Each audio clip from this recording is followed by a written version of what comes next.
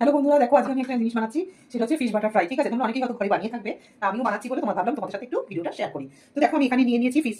তোমার এটা হচ্ছে ভেটকি মাছ নয়, এটা হচ্ছে আমাদের বাসা মাছ। ঠিক আছে, তুমি ভেটকি মাছ পেলে ভেটকি মাছের করতে পারো, বাসা মাছেরও করতে পারো। আমি বাসাটা এনেছি, বাসা মাছের ফিলেট দেখো এরকম করে করে আমি 6 পিস নিয়ে নিয়েছি। আমি বাড়িতেই পিসটা করে নিয়েছি, ওরা ওরা লম্বা একটা পিস দিয়েছিল, ওটাকে আমি বাড়িতে করে নিয়েছি পিসগুলো। ঠিক আছে, এরকম করে 6টা টুকরো আমি করে নিয়েছি। করে নিয়ে এটাকে ধুয়ে আমি রেখেছি। এবার ম্যারিনেশনের জন্য আমি এর মধ্যে নিয়েছি দেখো পুদিনা পাতা আর ধনে পাতা, মাছ হিসাবে তোমরা পরিমাণ মতো নেবে। আর আছে দেখো রসুন আর আদা আর একটা লঙ্কা। এবার এটাকে আমি বাটবো। যে দেখো এই যে পেস্টটা বানানো হয়ে গেছে, এবার এটাকে আমি মাছের মধ্যে দিয়ে ম্যারিনেশন করে রাখবো।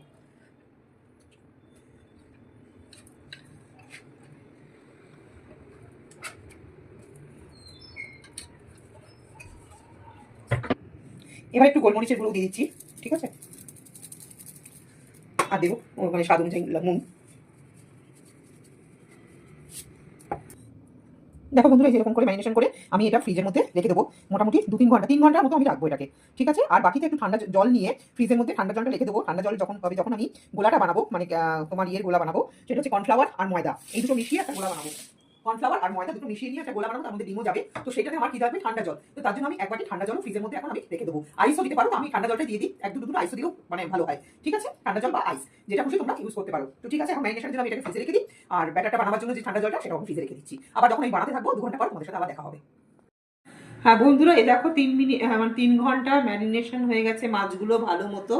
3 ঘন্টা আমি ম্যারিনেশনের জন্য রাখার পর এটাকে বার করে ফেললাম। ঠিক আছে, এবার আমি একটা পাত্রে নিয়ে নিয়েছি, এর মধ্যে আছে গোলমরিচ গুঁড়ো, একটু নুন দিয়েছি স্বাদ মতো, আর আছে তোমার ব্যাটার। এটা ব্যাটারের জন্য তৈরি করা হচ্ছে, ময়দা আর কর্নফ্লাওয়ার এর মধ্যে রেখেছি। এবার এই যে আমি 2টো ডিম নিয়েছি, এর মধ্যে ফাটিয়ে দিয়ে দেবো।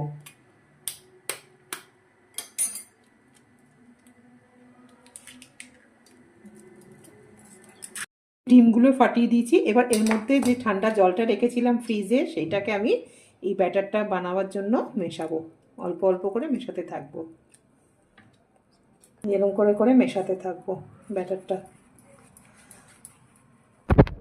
এই যে দেখো ব্যাটারটা আমি বানিয়ে নিয়েছি। ঠিক আছে, ব্যাটারটা এরকম একটু ঘন হবে। এই ব্যাটারটা বানানো হয়ে গেছে, আর অপর দিকে দেখো আমি তেল গরম বসিয়ে দিয়েছি কড়াইতে। এবার একটা একটা করে আমি বাটার ফিশ ফ্রাই ভাজতে থাকবো। এই দেখো এরকম ডুবিয়ে নিলাম আমি এবারে।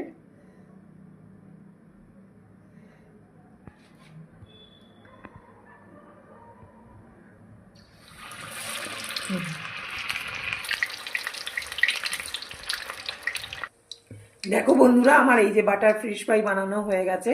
তো আমার এই রেসিপিটা মানে আজকের ভিডিওটা তোমাদের কেমন লাগলো, রেসিপিটা কেমন লাগলো অবশ্যই জানিও।